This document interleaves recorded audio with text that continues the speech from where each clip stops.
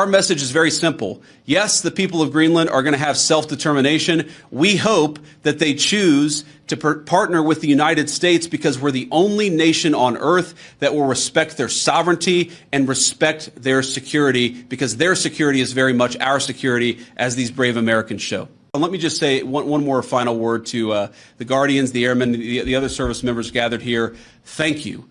From the bottom of my heart, it is incredible to be a vice president who has served just as our NSA, Mike Waltz, has served, to know the sacrifice that comes along with it, and to see that there are still incredible young Americans willing to put on the uniform and serve this country. You make America a better place, and you make an honor to serve as your vice president. God bless you guys. Thanks for having me.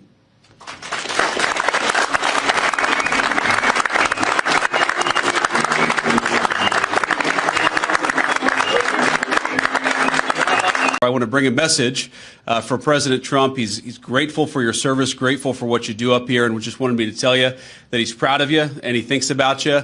And of course, the same is true for everybody that's flanking me up here. We're thrilled to be here because the mission that you guys do is so important for the United States. It's important for our national security. And today, everybody that I met, to a person, was professional, was kind, was knowledgeable, and was dedicated to our country. You're a great credit to the United States of America, even though you are very, very far from home. We've talked, of course, in the American media about Signalgate, as I called it, for the past week.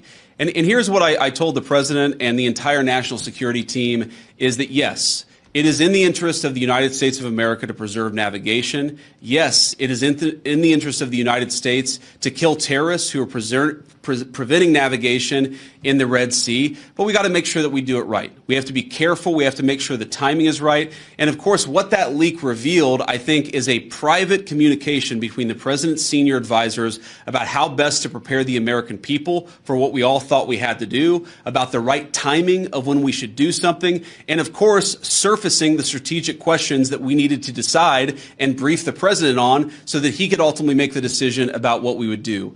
What I saw in that Signal chat, and of course what I've seen in the president's senior national security team, is that sometimes we all agree and sometimes we all disagree, but it's important that we all have an honest conversation amongst ourselves and with the president of the United States about what we think is the best interest of the national security of the United States of America. I support the president's decision to strike the Houthis. I always supported the president's decision to strike the Houthis, and I support the national security team having the argument about how best to serve the American people.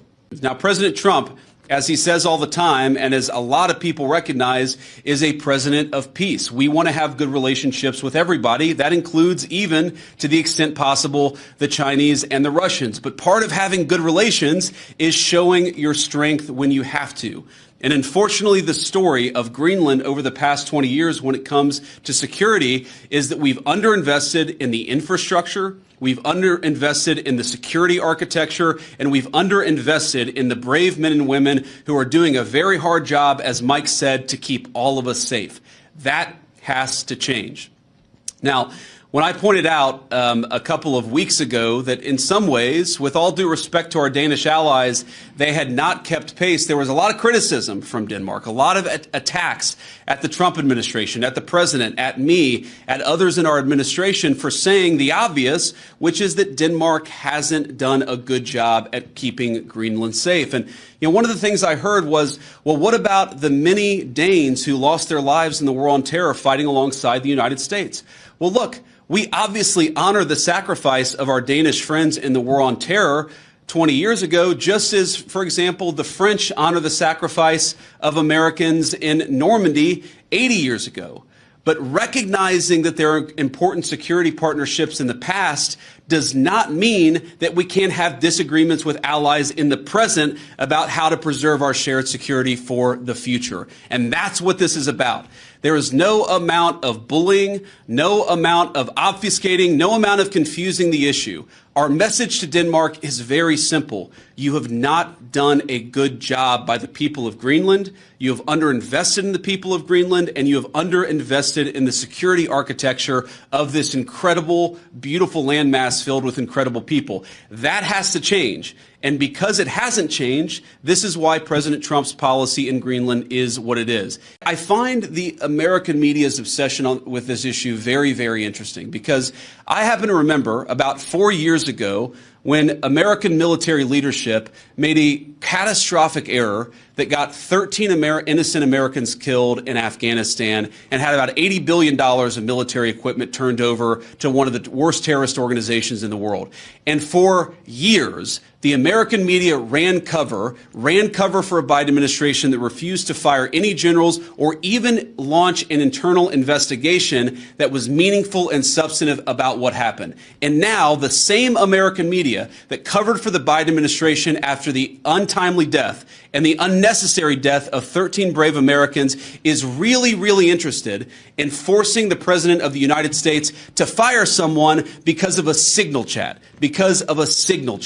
That is not honest behavior from the American media. And if you think you're going to force the President of the United States to fire anybody, you've got another thing coming. President Trump has said it on Monday, on Tuesday, on Wednesday, on Thursday, and I'm the Vice President saying it here on Friday. We are standing behind our entire national security team. I think a lot of Americans wonder, why does Greenland matter so much? Why does the mission of this base matter so much to the American people? And I learned a lot about that today myself. Of course, you can read about it in a book, but I saw it up close and personal. And if, God forbid, to my fellow Americans, if a missile was fired from an enemy country or an enemy submarine into the United States, it is the people here before us who would give notice to our brave men and women further south in the United States to let people know what was coming and, God willing, to try to shoot it down and prepare for it. That's one of the things that we do at installations like this. We know that Russia and China and other nations are taking an extraordinary interest in Arctic passageways and Arctic naval routes, and indeed in the minerals of the Arctic territories. We need to ensure that America is leading in the Arctic, because we know that if America doesn't, other nations will fill the gap where we fall behind. So what you guys do is so critically important.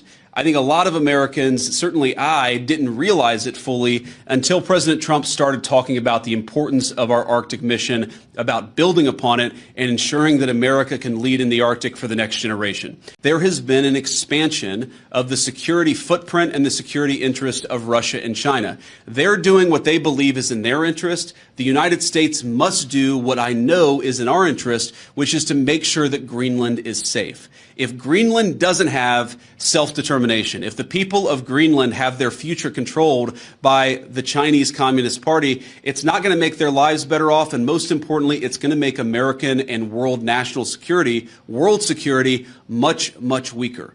We in some ways need to wake up.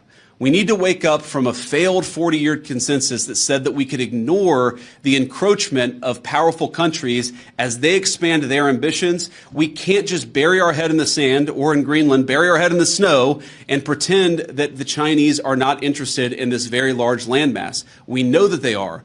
They've taken steps to put Greenland in ridiculous debt traps to invest and exploit the resources here. And we know that they're sending a lot of military resources here. Yes, over the medium term, the United States will meet that challenge. We will put our own resources here. We already have a lot of great resources here, but we know we're going to have to do more to counter some of the nations that we know that we're competitive with.